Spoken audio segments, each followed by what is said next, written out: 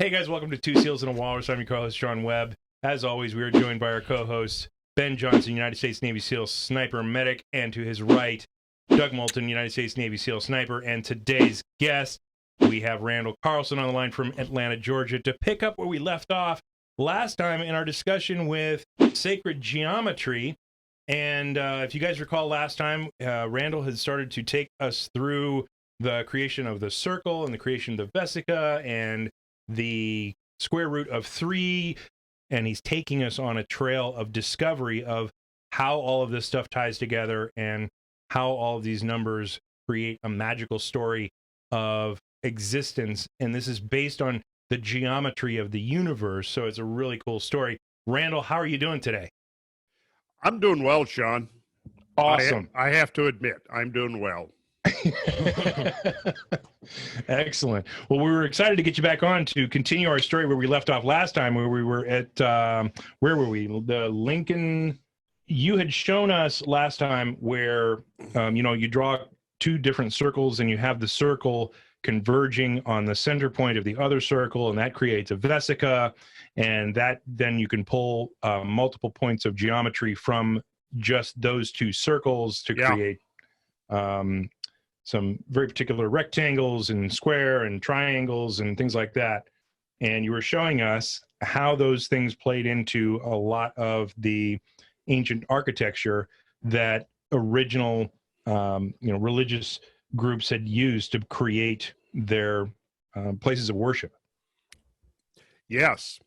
In fact, that's one of the defining characteristics of a sacred space is the use of geometry. And we find that to be sort of a common theme from all over the archaic world. Okay. Whether it was Egypt or whether it was, Central America or whether it was the megalithic structures of England and the United Kingdom, whether it was the Buddhist temples in Southeast Asia. I mean, anywhere you look, when you see these, what are generally defined as sacred structures, they incorporate geometry. The Greeks, beautiful example there. And there's a number of characteristics that they use, sacred geometry being one of them. I say sacred geometry, that term has come to have so many connotations these days that people have sort of attacked the idea because of the woo factor that's kind of accreted to the subject. Originally, in my early researches, this is going back to the 70s and early 80s, my first encounter with the term sacred geometry came from a pair of books by a researcher named George Lesser, who was looking at the geometry of the medieval ecclesiastical architecture, primarily cathedrals, and discovered that there was a set of geometric principles that were employed consistently throughout the designing of these cathedrals. And then he went, and because of the fact of its association with the Roman Catholic Church, that's where the term sacred came from. So specifically, it applied to the study of a medieval ecclesiastical architecture. Now the term has been very much broadened through many different venues of use, but back then it had a more constricted meaning, and it has gone from, now he did actually address some of the Greek architecture to show the commonality between architecture of the Middle Ages and the architecture of Greece, which was 13, 14, 1500 years earlier. Then when you had the decline of the cathedral building era in the Middle Ages, a lot of that information was codified and preserved through the Masonic fraternity. In fact, I think that was the primary reason for creating the Masonic craft was the preservation of this particular knowledge. But in addition to geometry, it also involved astronomy, because almost invariably what you find is that the sacred structures are oriented. That's the second part of the criteria. Geometry is one part of it. Orientation is another part of it. So it was about orienting it towards specific points or events of an astronomical nature. So the most obvious one would have been the solstices, which represented the summer limits and the winter limits of the sun. And so a temple could be oriented so that its axis would point to the position on the horizon that the sun would either rise or set on those two particular auspicious days.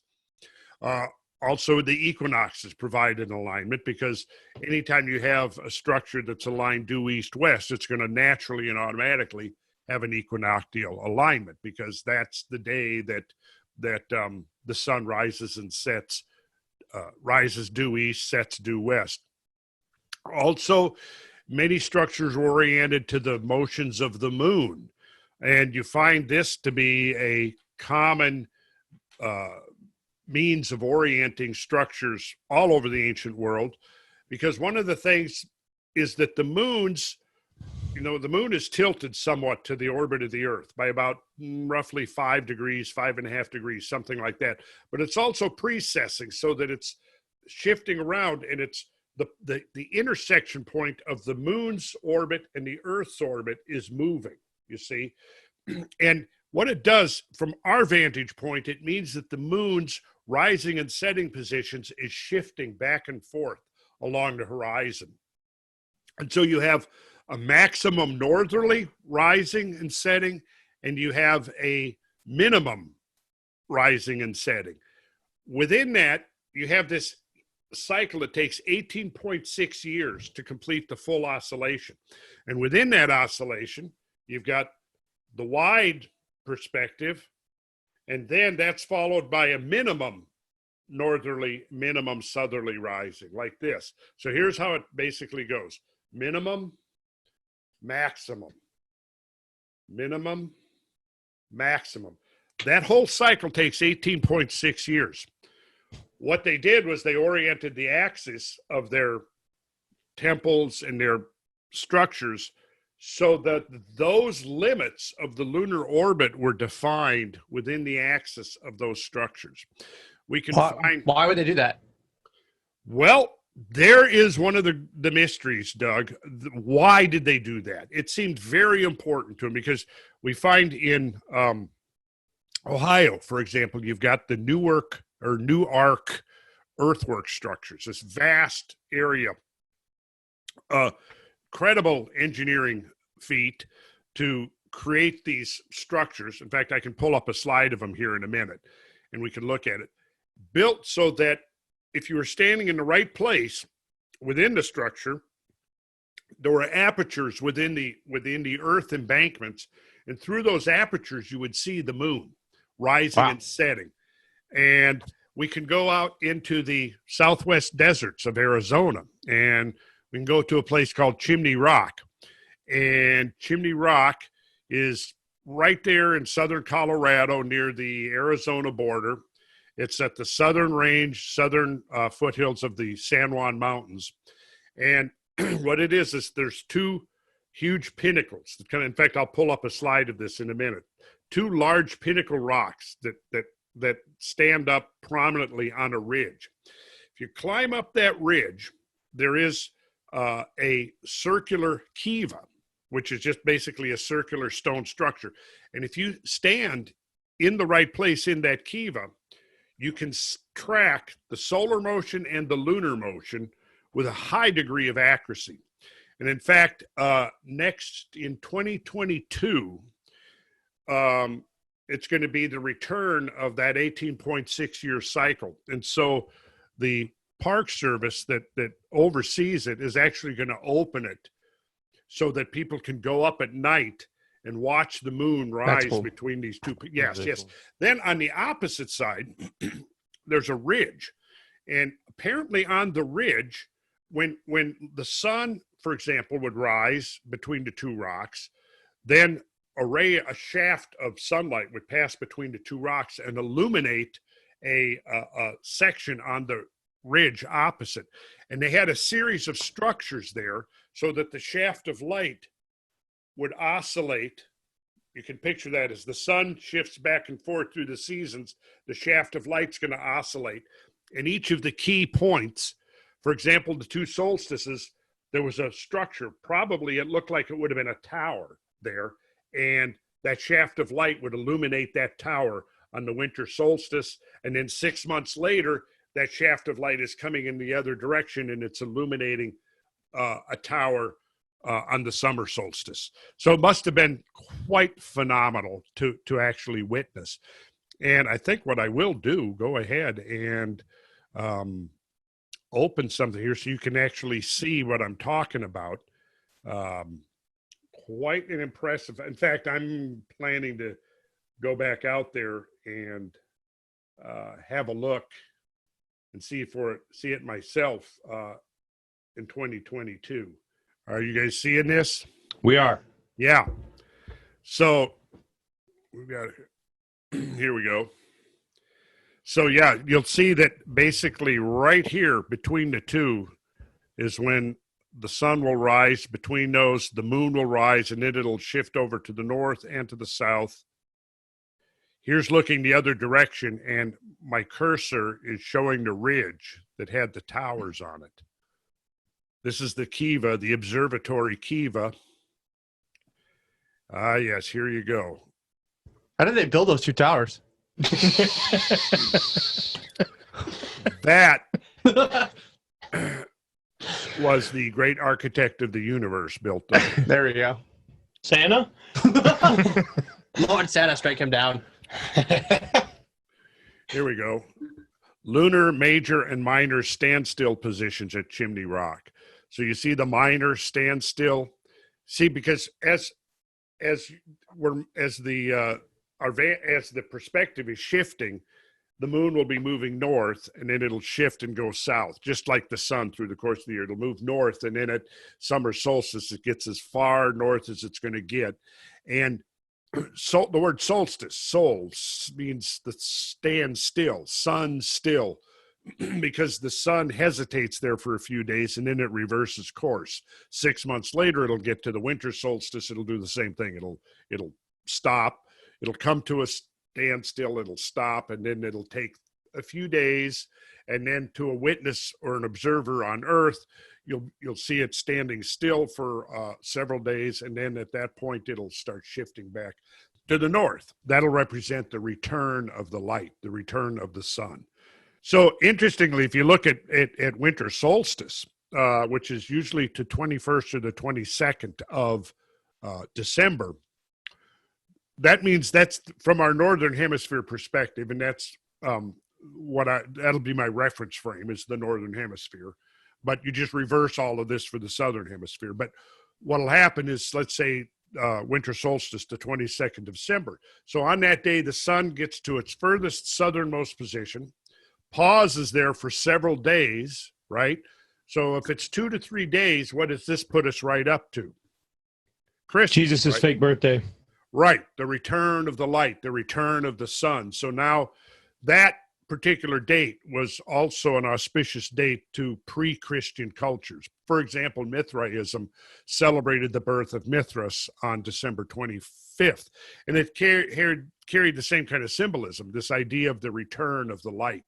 Because that's the day that they could figure out that the sun was actually coming back, right? Basically, yes. It's like, oh, the sun is stalled. Is it going to come back? And then 3 days later, it is coming back. Yay! It is. I think that was back. Horus and Osiris' story as well. Yeah, exactly. Didn't they didn't they pick that date for Jesus' birthday to overshadow another pagan holiday? Yeah. Right? Okay. Yeah, pretty much. Yule.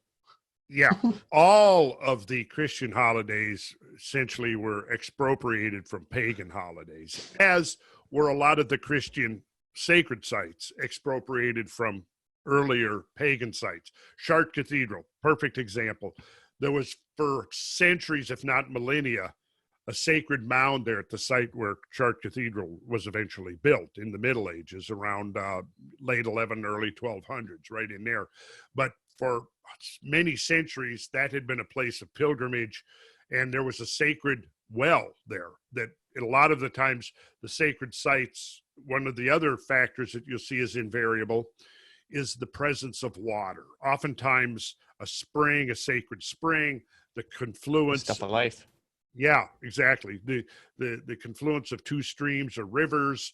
At Chartres Cathedral, in fact, I can pull up a picture and we can look at that as well. There's when you go down into the crypt under the main level there, you can actually see this well that goes down, and where there's a crossing of two underground streams, and it's almost right under the main altar, which is probably not accidental.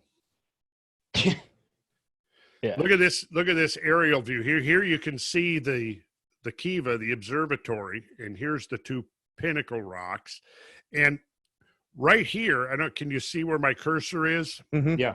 Okay, so right there, that structure is not there anymore, but this was a fire tower that the U.S. Forest Service had set up.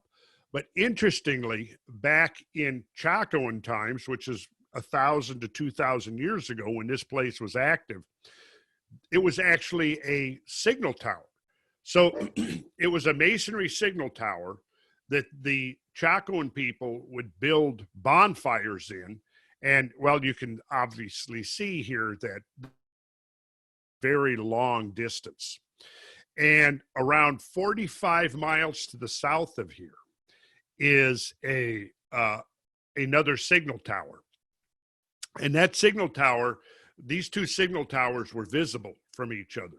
Then 12 miles further south of there was another signal tower that stood on the rim of Chaco Canyon. Now, the one that stood on the rim of Chaco Canyon was not visible from Chimney Rock here.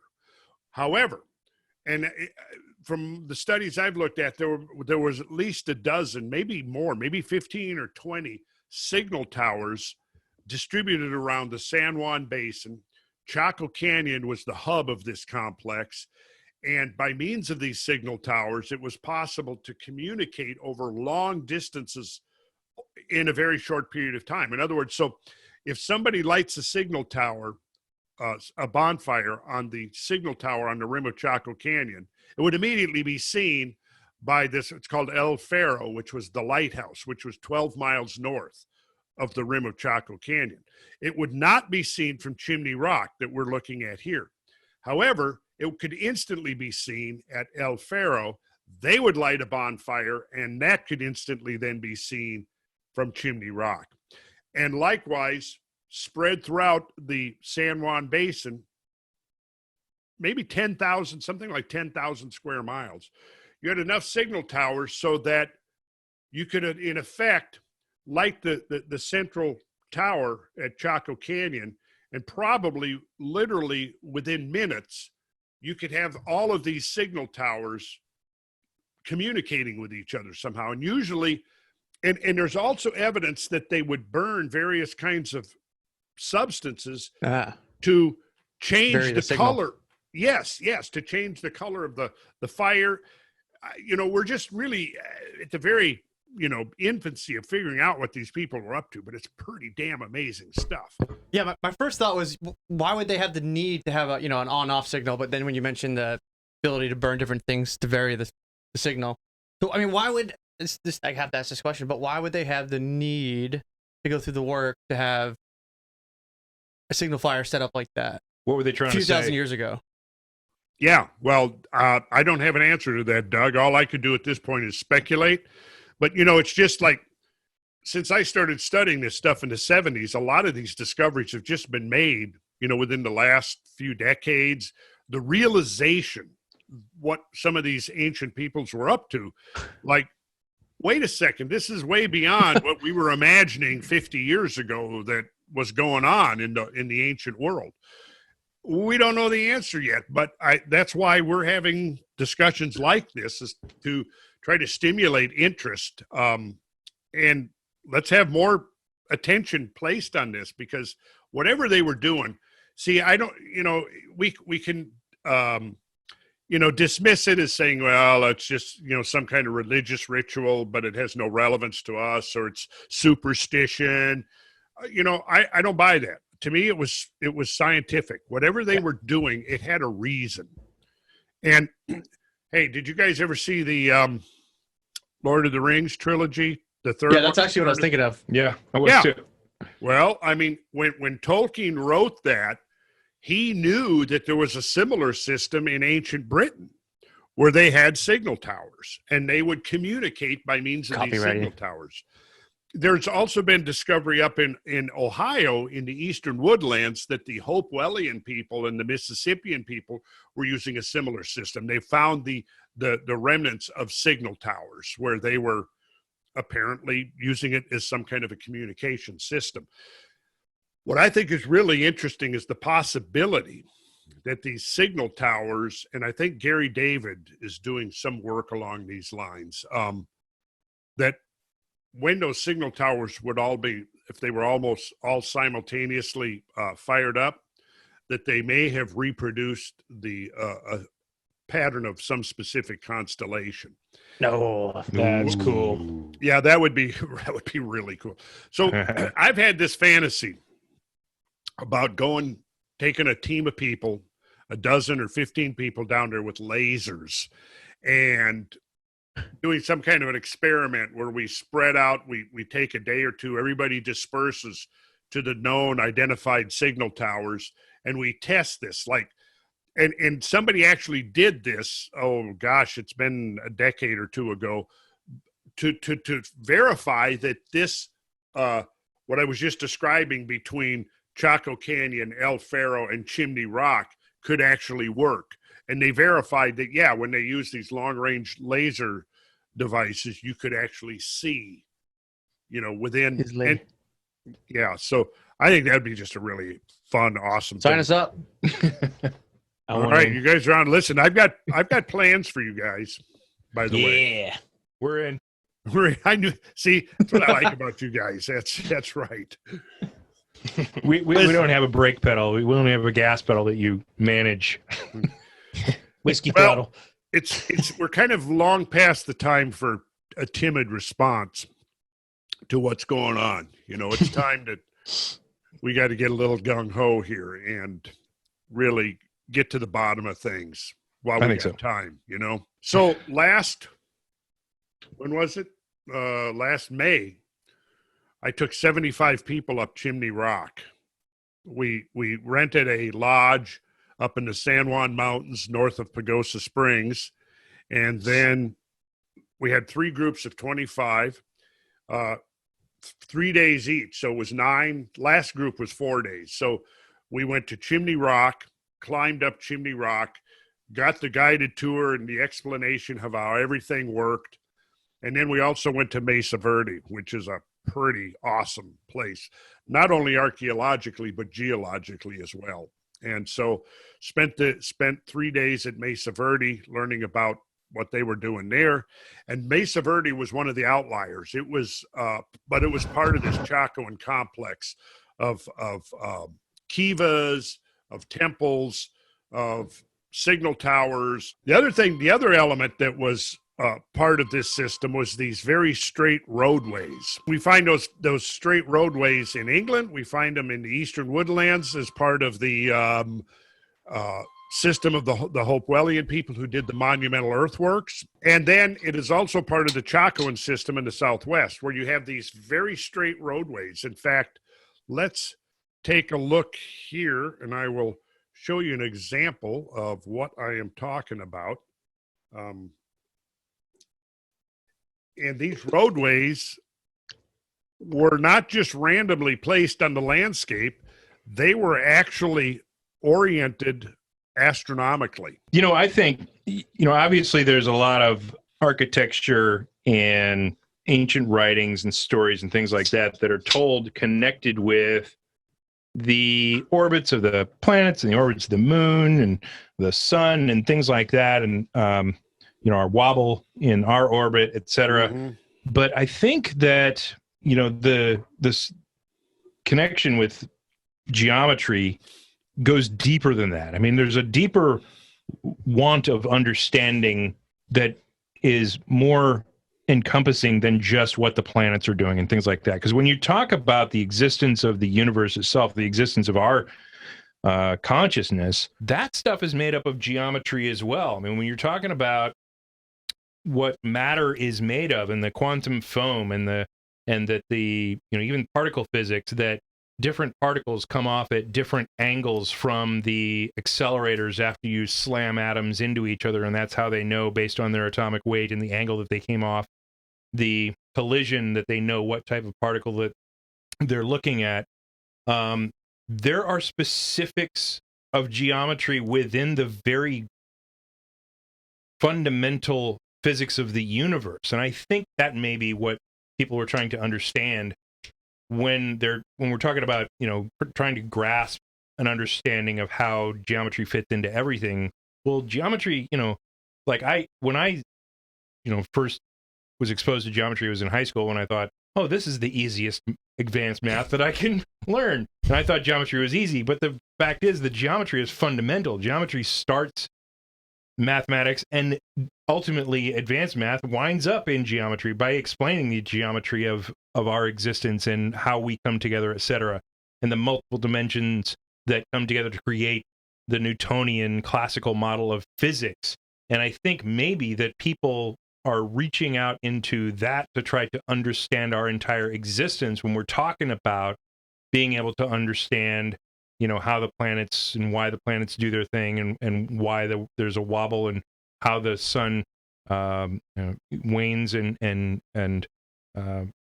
shifts back and forth, and we have the measurement of the equinoxes and solstices and things like that. I think that's what people were trying to discover, is that deeper understanding of our whole existence in all of the universe, not just what's going on in our local neighborhood. Do you think that's an accurate assessment? Simply, yeah. I think we could say that. They were trying to bring themselves into relationship to the universe. I think that kind of is a given. Let me quote here from a work, one of the ones that I referred to quite frequently in the 90s when I was first visiting some of these places. This was published by Boulder, Johnson Books in Boulder. It was a limited press because it's basically just sold at the it's probably on Amazon, but it was a study entitled Prehistoric Astronomy in the Southwest. And it said the authors were Jay Malville and Claudia Putnam. Of all the mysteries the Anasazi left behind, the Anasazi being also the Chacoan culture, one question looms larger than all the rest. We have ample evidence of the craftsmanship of the ancient Chacoans, but what of their philosophy? Were they simply pragmatic builders and businessmen who took these professions beyond all previous frontiers in the Southwest? Or did these people possess a science, a coherent means of linking themselves with the cosmos? One thing that we do know about the Anasazi is that what went on in the sky was of extreme importance to them, and they watched the heavens closely. And that, again, is one of the consistent factors from that ancient builders all over the world, was this relationship between what's going on here below and what's going on out there in the cosmos. What's driving that? Well, I think that's kind of the fundamental question. What was the motive for this obsession with the sky and trying to recreate the patterns of the sky on the earth? Because that's literally what they were doing. Sure, and it's what happens below, so happens above, right? And that's not just talking about, from the earth, our movements of the planets and movements of the celestial bodies and what happens in the heavens, which is why it's so important. Because if you understand the macro, you can start to understand the micro that creates absolutely everything. Yeah, that's exactly what I was about to mention. It's probably no coincidence that since they didn't have electron microscopes and shit, that somebody noticed the fractaling or geometric patterns in nature. Yeah, it explained the propensity for nature to follow a pattern. And since they could not look at the fundamental particles or the singular building blocks of what we are, sure, they looked understanding to some degree that would be a representation of what is occurring at such an infinitely small degree they could not possibly perceive it.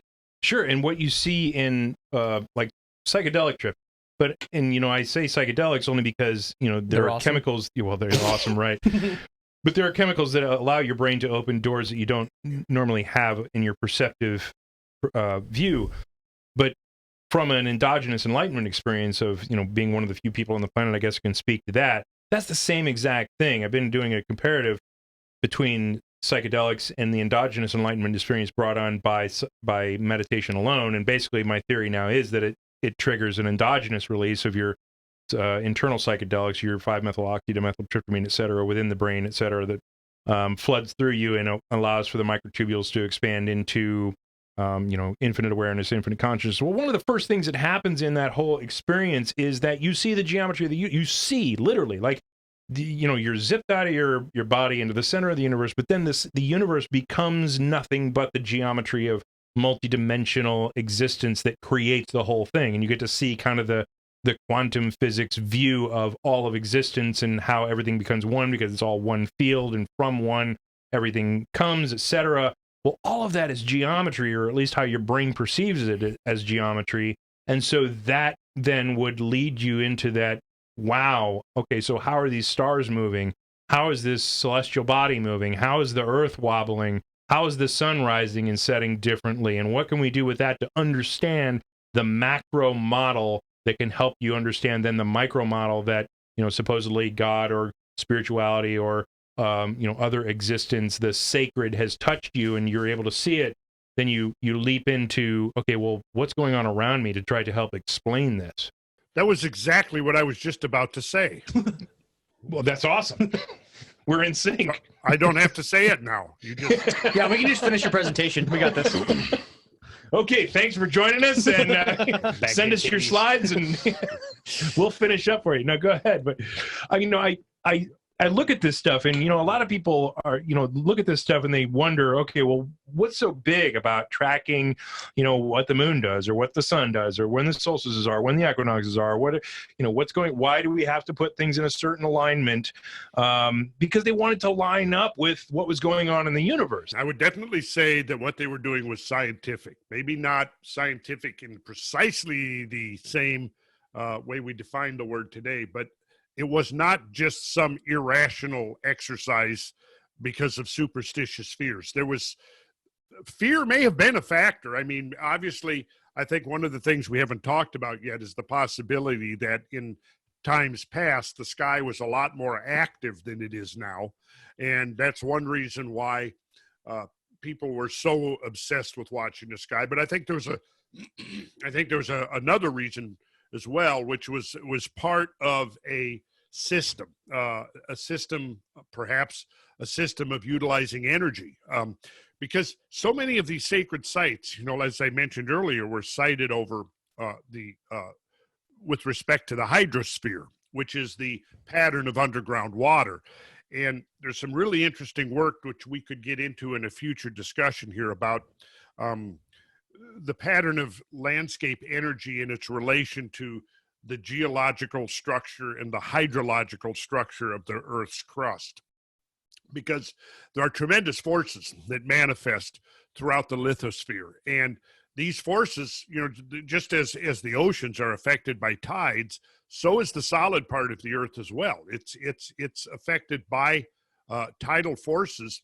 And I think it may be very important to look at what these ancient people were actually tracking, because was there a relationship between tidal forces manifesting in the earth and the type of patterns of energy that could perhaps be exploited? Paul Devereaux, who I did an interview with years ago, has written on the system in England of citing the ancient megalithic structures with respect to the geological patterns in the rock, particularly fault lines. And he found clusters of megalithic sites that were set out according to the pattern of fault lines. Now, was this a random accident or a coincidence, or was this part of a system? And his idea was that it was part of a system, that there are unique qualities of energy that are associated with the geological structures beneath our feet. Not only the pattern of underground water moving under pressure, pressurized water moving through the fractures and the fault lines in the crust, but also the type of minerals, the type of ores that you find, and how those might be affected by the shifting pattern of stresses within the Earth's crust. All of that might be leading into something that the ancient peoples were trying to tap into with their use of geometry, with their use of architecture, with their use of specific materials. You know, Stonehenge, good example, because everybody knows Stonehenge, but you've got two very distinct types of rock. You've got a sandstone sedimentary rock, which is very rich in quartz, which, you know, has a piezoelectric effect. And the other is a bluestone. The bluestones are rhyolite, which is an igneous rock. So you've got two very different contrasting types of crystalline structure making up these concentric rings. The bluestones were transported from a considerable distance away at great effort. Why would they have done that unless there was a reason for bringing in these contrasting types of stones? Again, this may be hinting or pointing us towards some kind of a technological solution to what was going on and why these people were motivated to do this. But then when we realize that the system seems to have been universal, that's where we get into the idea of what was the source, what was the origin, why were people building in the southwestern deserts of the United States using the same principles that the ancient Egyptians were using, or the Sumerians, or the megalithic builders in the British Isles, or wherever else around the world that they were doing this. That to me is a fundamental mystery that your status quo science just is not addressing. You know, the general, you know, they're very dismissive, because this idea that peoples in the past were ignorant and barbaric and scientifically illiterate is so deeply entrenched, we still haven't gotten past that yet. So there's a tendency to want to just dismiss work of people like Graham Hancock, who is pointing out, look, you've got all of these consistencies in these ancient cultures. How do you explain that? Is it just coincidence? Well, if it's just coincidence, well, if we declare it's coincidence, then there's no necessarily a need to ascribe meaning to it. Right. But if it's not coincidence, then there's obviously meaning. And we have to really ask that question. Why is it that principles that were being used in ancient Egypt were also being used in the so-called New World, in Central America, in South America, in the monumental earthwork structures of North America? See, we're just, and I think a lot of people right now are doing research, coming at it from different angles. Some of this research I think is more credible than others, but I think that the outcome of this is going to be that, yeah, we're on the verge of perhaps discovering that there was a much, much more sophisticated science in the archaic world than has been recognized up to this point. And maybe knowledge of that science may tie into some of the other things, the other mysteries that initially would seem to not have any relationship to what was going on 3,000 or 4,000 or 5,000 years ago, but still is a bona fide mystery of our modern times. Let's say, for example, the UFO phenomenon. Because obviously, if there is validity to that idea that there is these craft in the sky that is utilizing higher technologies, what is the source of that knowledge? Did you see where we spoke about this before the show, but I wanted to bring it up for our listeners. I don't know if you saw the patent that the United States Navy made public, that they have an interstellar craft, and there was an argument that the patent office kicked it back and said, no, you can't have the patent on an interstellar craft because you can't patent theoretical science. You have to actually patent working science. And the Secretary of the Navy and the legal counsel for the United States Navy kicked back and said, no, this is functional technology. award the patent, and they awarded the patent. Yeah. Did you get That's to see pretty that at all? wild. See, I know nothing about that, but I'm going to have to look into that. Yeah, we'll send you the patent. We'll send you the patent. We'll Okay. send you the link. We're going to do a show on that stuff moving forward, and then we'll send you the link, and then maybe we'll have you on to comment after that. But I mean, if you think about the potential for, first of all, you've got the potential for alien existence being almost a mathematical certainty given the size of the universe. But then, when, are we the most advanced race of individuals in the universe, or, even in this galaxy? Probably not. And if they've been around, how long have they been around? And if they've been flying around here recently with all the, unclassified Navy video that have been released, and you got Commander Fravor showing video of a extraterrestrial or gravitation drive craft and all that other stuff. It's like, well, did they just invent that last week? Probably not. They could have been around for millions of years. And so who knows what technology that previous humans have had access to or been trying to replicate, seeing that they've been watching aliens flying around in our atmosphere for tens and hundreds of thousands of years potentially. Depending on the way you measure the level of advancement or complexity, we're almost inarguably not even the most advanced thing here on the now. Planet. Right. Yeah. I think Rice Depends has, on the yardstick. Yeah, Rice has like twice as many genetic variants in their genome as we do. White rice. Right. Yeah. Yeah, we make sushi out of it. Yeah, and we can't figure out what we're making microchips with quartz, but ignoring the quartz-based monoliths, acting like that's not significant.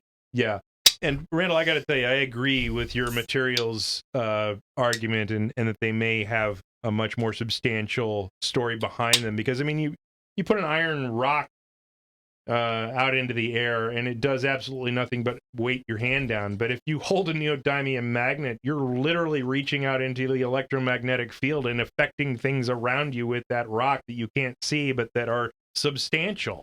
Well, it's like all the material that lines the different cavities in the Great Pyramid, which I think the Egyptian geologists still maintain it was a tomb, even though they never found a body. Right. Yeah. Yeah. The Anything materials related to a tomb. the materials that line some of the walls and channels there are very specific. Yeah. And we don't know what that means. No, they didn't do it just for shits and gigs. Yeah. Oh, this is a nice blue. But it's because they're primitive. Fuck them. Yeah.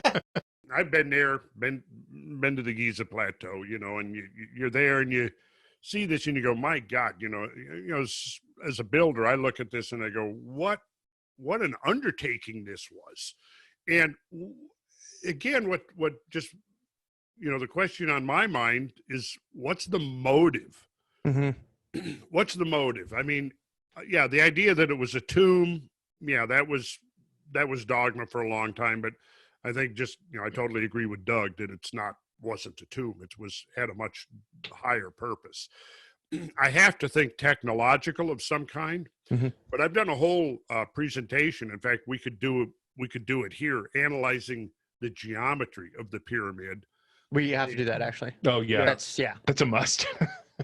Yeah, because I saw a little bit. It's incredible. It's awe-inspiring. It's ridiculous. It is. Well, I'm going to show you a few more things here. Before we digress too far. Yeah. Of course, it's fun to digress, but yeah, we'll look at some things here. I'm going to do another share screen. Okay, so this is a photograph taken back, I think, in the 20s or 30s, and this is at the Newark, Ohio structures, monumental earthwork structures. And I'm going to go through a couple of slides here. You can see I took this here probably, I don't know, maybe like 2000, 2001 when I was there. And you see that there's a moat or a ditch, and the material was extracted from the ditch to form this large ring structure. And of course, analysts who first looked at this were going, well, was this a defensive, did this serve a military purpose? But if it did, it didn't make much sense, because you don't put the moat inside the embankment. You put it outside the embankment. Right. Now this, what you're seeing here, of course, is not the original relief of the structure. The ditch was much deeper and the embankment was much higher. But over the, the centuries and millennia, the bank has worn down and a lot of that material sediment has infilled the ditch. So you could think of the bank being almost twice as high and the ditch being twice as deep as what you see here. Yeah, no, we see an arc there. Does that goes full circle? Yeah, that goes full circle. I'll show you the map of the thing in a second. Then we look at Avebury, which is in England, and not actually Graham Hancock only lives a few minutes away from Avebury Circle. And we see the same kind of a thing here. We see this is Avebury. We see the ditch inside, which undoubtedly held water at one point, because the sediment that's accumulated in the bottom appears to have been sediment that settled out of water, a body of water. And then you've got your embankment on the outside. So really the two structures are very, very similar to each other. Here is an aerial photograph taken in 1934 of the Newark structure. And over here is the ring, which we looked was 2 slides ago, right? And you can see how it's huge. Yeah, it's huge. Yeah, and it's perfectly circular. And then it Wow. is connected with this causeway to this flattened octagon here. And if you look at the octagon, you'll see that there are apertures within the rim. And there are also lower mounds associated with those apertures. So if you were standing at the key point, the center here of this structure, looking out, the mound in front of the aperture would create a flat horizon. Then above the flat horizon is the window between the walls of the structure. And what you saw going on in those windows is what was of interest here. This might be a dumb question, but this was all done after because this area was covered in a sheet of ice, 10,000 years ago? 11,000. This area, yeah, this would have been post-Ice Age. Okay. Exactly, yes. So here is another aerial photograph of the Newark earthworks. This probably was also the 30s. There were a lot of little ancillary structures, other rings and things. This was part of a much bigger complex. Let's see here.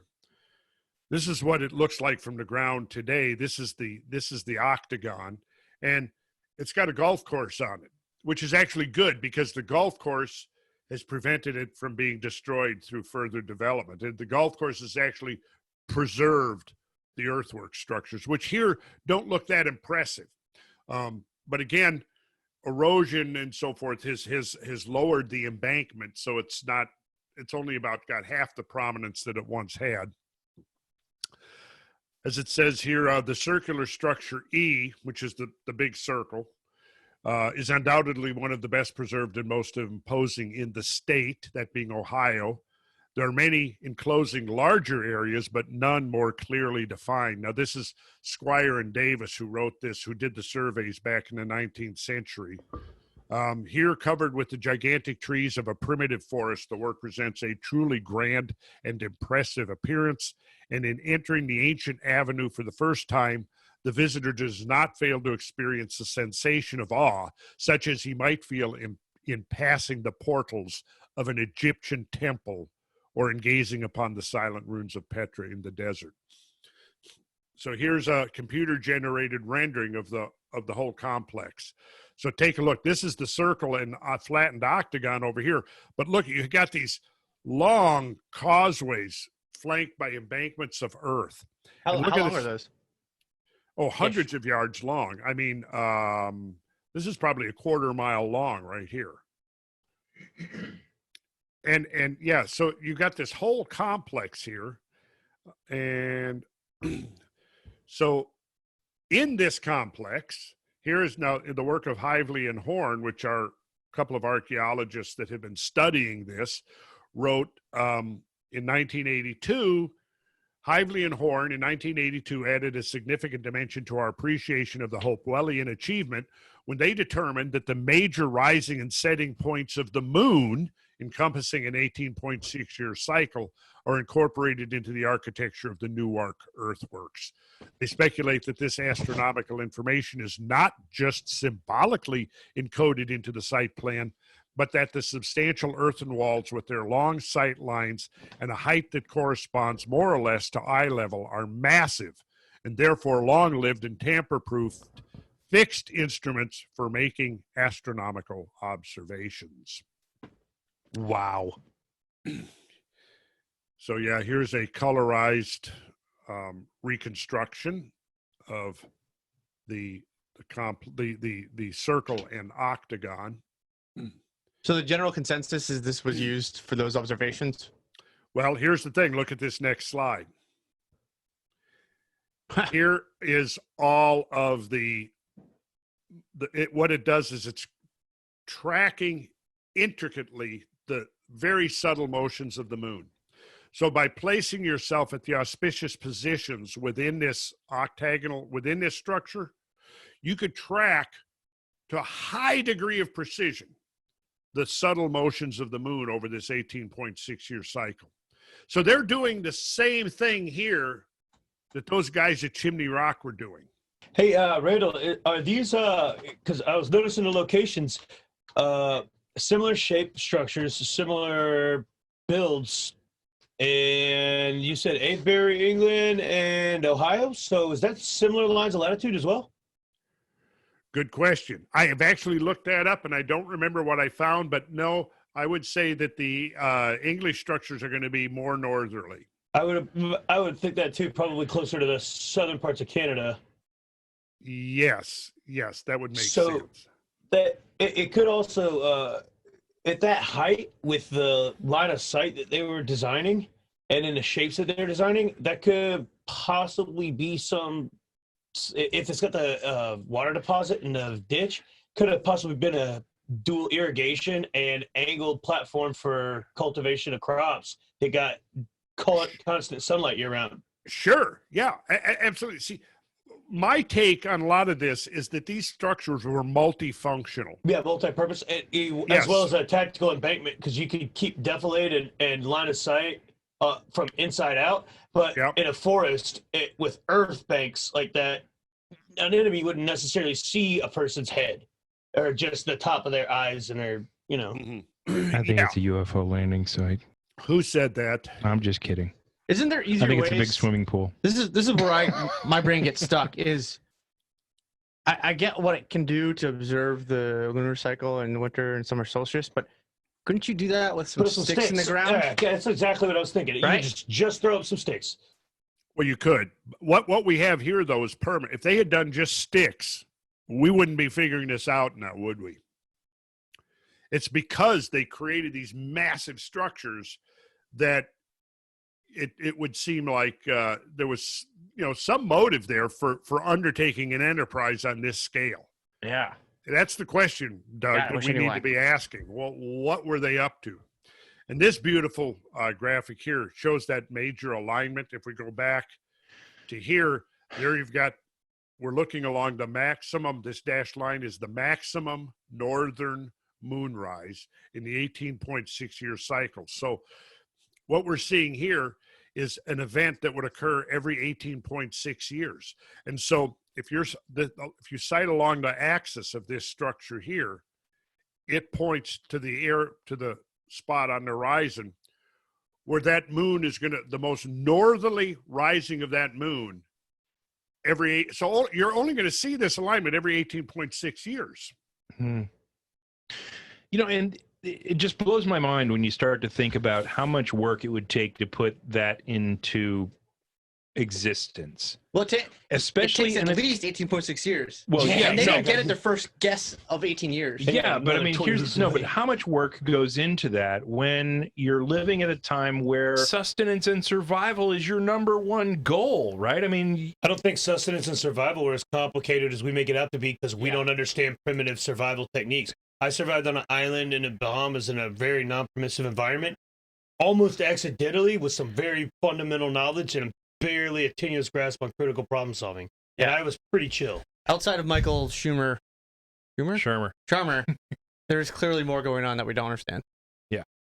But I I have mean, to agree, Doug. To my point, though, I mean, it's got to be really important for you to put that amount of effort into creating that level of construction to move that amount of earth to create something that, you know, does what it does, that we can probably understand a very sliver of, you know, the reason that they did it. But the amount of work that goes into that, when you could be shooting more squirrels for dinner, you know what I'm saying? I mean, it's got to be, the motivation has to be super high there. Well, most primitive cultures lived in a very harmonious relationship with nature. It's kind of where the primitive foundation for worshiping energetic fields, or the foundation for deities, came about. So they probably had a very harmonious balance with nature and didn't have to worry about wasting time killing more prey.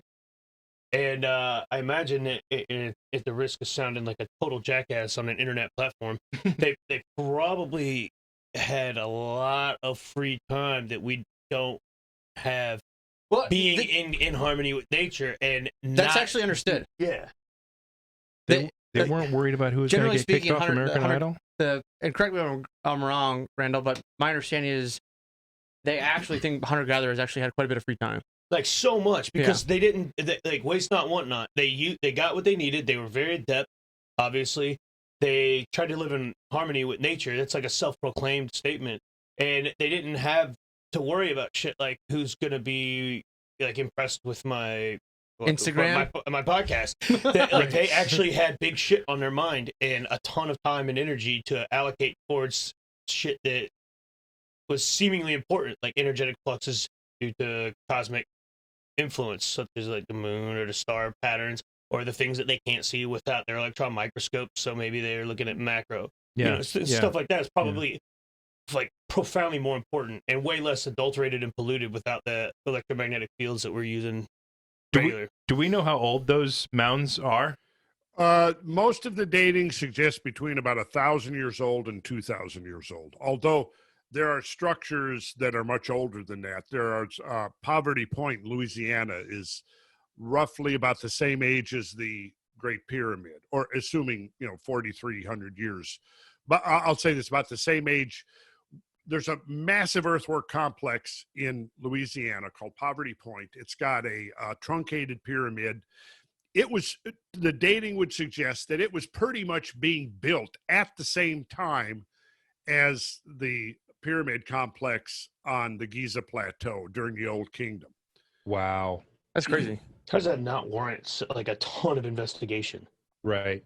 Well, it does. And I'll pull up some images here of Poverty Point in a second. I want to show you something else that I think you're going to find interesting. And I'd like to quote from Squire and Davis, who were there's a classic work that was republished, a decade ago on the centennial. They were the ones who did the most exhaustive surveys of the still extant earthwork structures in the mid-19th century, most of which have been destroyed. The earthwork structures that still remain are probably no more than 10% of the full scope of the complex that was here when the Europeans arrived. But they had some very interesting insights even back in the 19th century. And there's what they're calling a graded way, which is like a raised embankment that would connect these various centers. And they wrote in their book that was the published of their surveys of these structures, they said there is a singular class of earthworks occurring at various points at the west, which seem better to come up to the utilitarian standard of our day than any other. These are graded ways, ascending sometimes from one terrace to another, and occasionally descending towards the banks of rivers or watercourses. The one already described in connection with the works at Marietta, that's in Ohio, is of the latter description, and then he lists several others. One of the former occurs near Richmondale, which is in Ross County, Ohio. Ross County actually is one of the centers of prolific earthwork structures. It consists of a graded ascent from the second to the third terrace, and it's 1,080 feet long. Now, this number 1,080 feet shows up over and over again in these earthwork structures. Well, what's interesting is it shows up in the megalithic structures in England, the same number. Now, they're measuring sometimes in furlongs and other units of measurement, but what we find is the same size, and this number 1,080 is an interesting number. Do you happen to know what the radius of the moon is measured in miles? 1,080 miles. And one of the things that appears to be showing up here is that we're actually looking at scale models of much larger. Here we're getting back into micro, macro kind of phenomena and fractal type phenomena, because we're seeing that there are these relationships, say, amongst these units of measure that were employed in these ancient structures. Now, why the number 1,080 would show up over and over again in the ancient mound structures of North America, and yet also be systemic to the megalithic structure of England, has never been explained. So let's take a look here. I'm going to do a share screen, and you're going to see what we're talking about here. Here was an illustration from Squire and Davis showing one of these graded ways that he's talking about. This is the one that's 1,080 feet. Wow. So, I mean, as you can see, this is a monumental undertaking to create something like this. Yeah.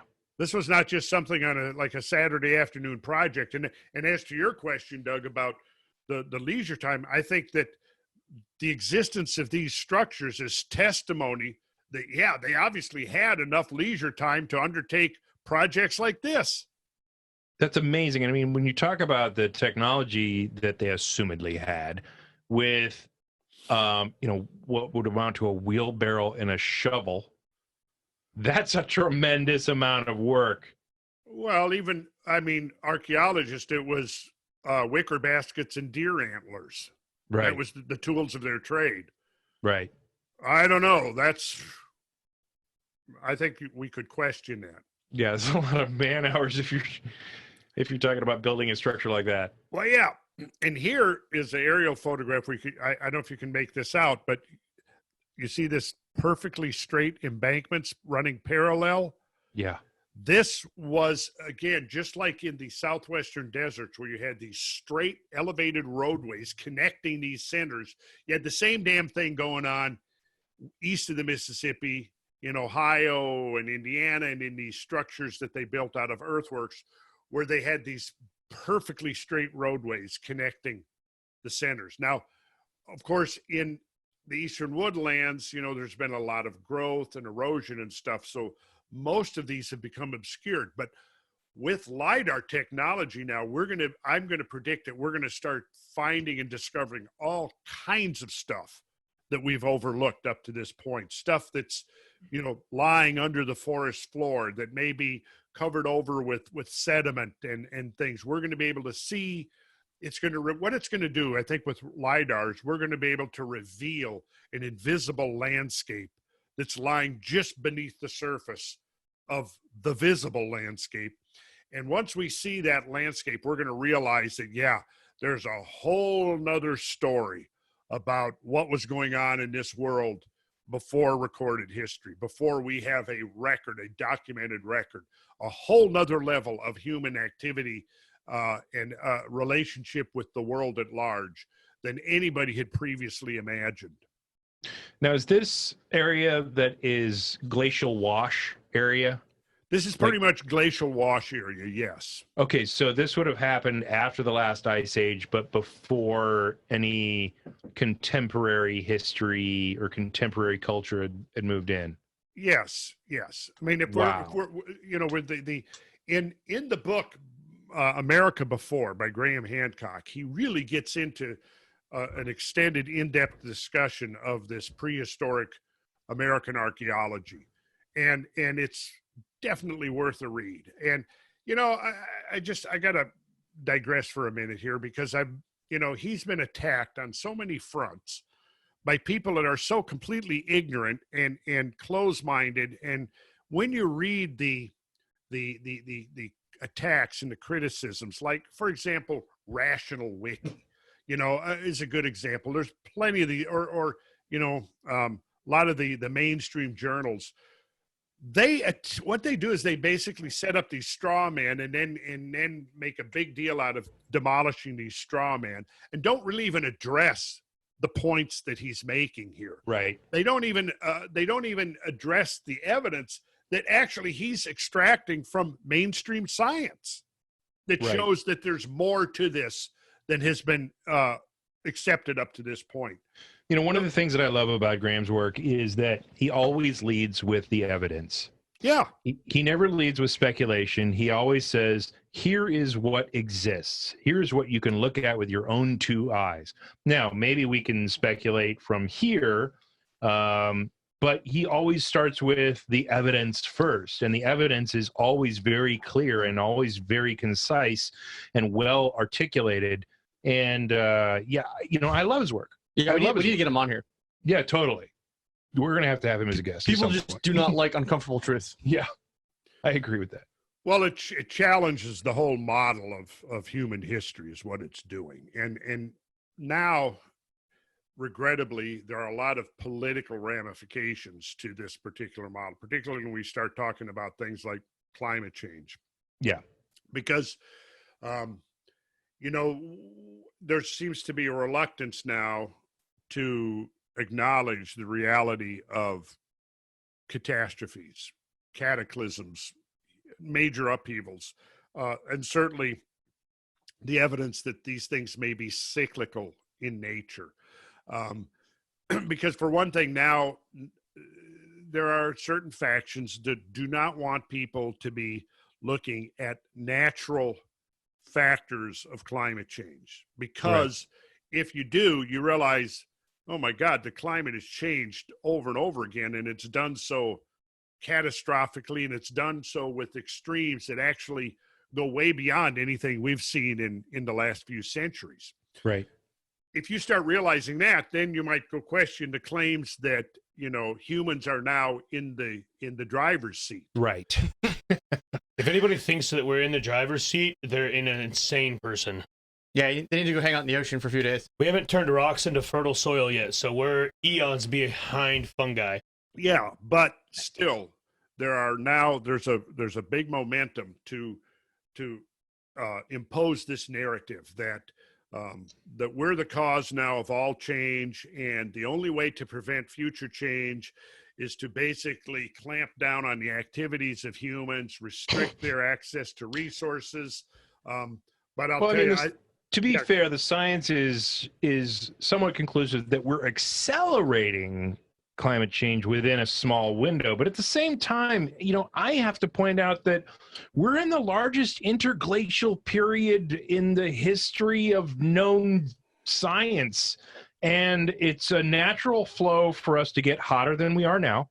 And then ultimately for something to happen, and it's probably going to be the changes in the ocean currents that change the climate of the Earth, and then all of a sudden everything's covered with ice again, and then we go into another ice age, like has happened 7 times in the past or 8 times in the past. Randall, I'm sure you're more of an expert on that than the last chart that I looked at, but basically it's happened over and over again that we get hot, and then we immediately cool into super, super cold with whatever change that occurs.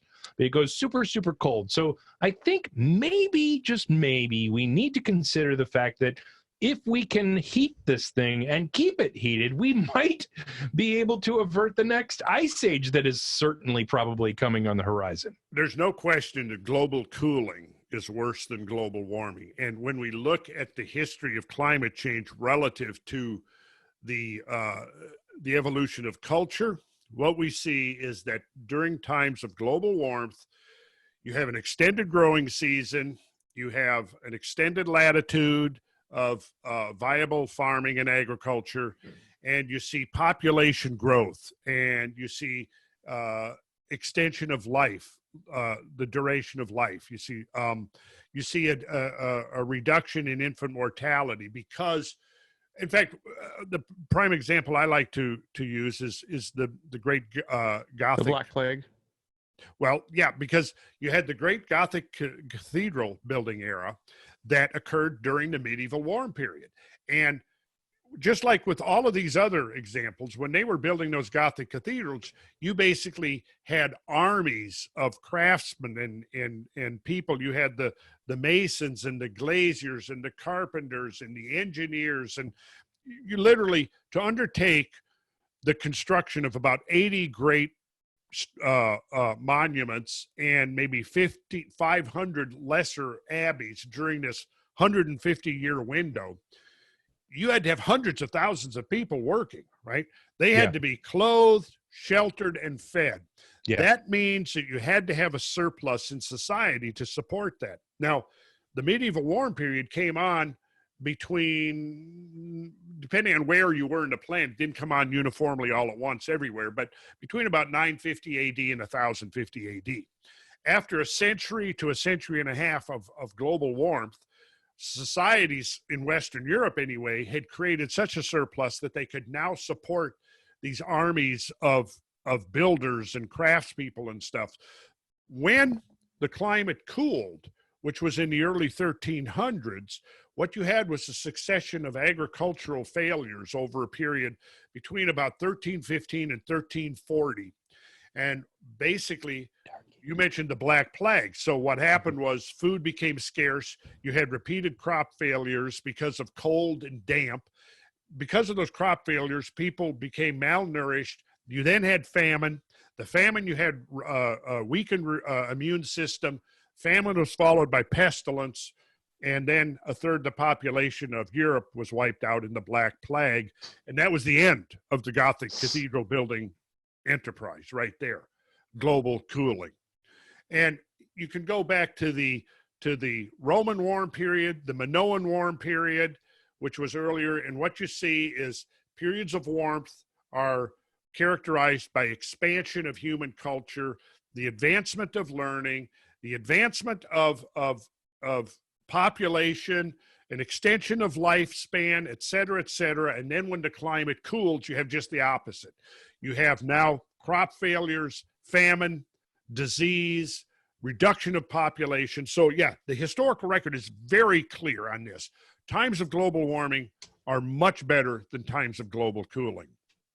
Yeah. And yes, the climate has been this warm before and warmer than now. You know what's super interesting to me is that the number one building project that occurred in those years that you were talking about with all the monasteries and cathedrals and abbeys and things like that, the primary reason for going and living in one of those monuments was to attain the prayer of quiet. And the prayer of quiet is today considered meditation, and meditation leads to enlightenment. So it all leads back to the geometry of the universe and discovering your inner sight that allows you to understand how everything comes together and your place in it. Man, what an amazing story that we are working on. Got a mic drop on that one. All right, so let's cut it off here. Let's pick this up again. You around next month sometime? Sure. Yeah, I'm up for it. Yeah, because I'd love to continue where we're going with this, because there is such a bigger picture and bigger story to tell about how all of this science comes full circle and points to the same one truth. And I really appreciate your time again today, Randall. We understand that you're a busy guy, but we really love spending time with you and talking and hanging out. And so we'll pick this up again next time. Where do you want to take us on the next journey? Well, I think picking up kind of where we left off, I mean, there's still so much to talk about. I have something ready to go right here, just looking at Serpent Mound in Ohio and its connection with astrobleams, which I think is a really, really interesting connection there. You know what I mean by an astrobleam? A star wound. Right. All right, well, I'm going to make that note. We'll pick up at Serpent Mound next time yeah. around.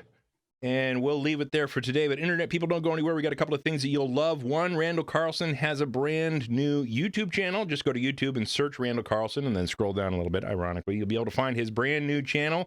Subscribe to that thing and share it if you love Randall. He needs to make some money off of this amazing content that he's putting out onto the internet. Do the same for us, because Joe Rogan made about $30 million last year on his podcast. We made like $30.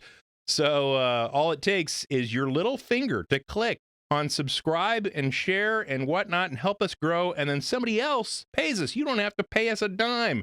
Although we will have some cool merchandise and cool stuff coming up. If you'd like to support us in that way, we got that on the horizon. Please subscribe and share and let your friends know we're here. Love you. Talk to you soon. Peace.